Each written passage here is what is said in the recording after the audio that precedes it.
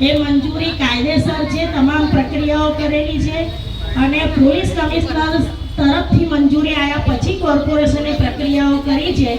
પણ અત્યારે જે વિવાદ આ આટલો મોટો કર્યો છે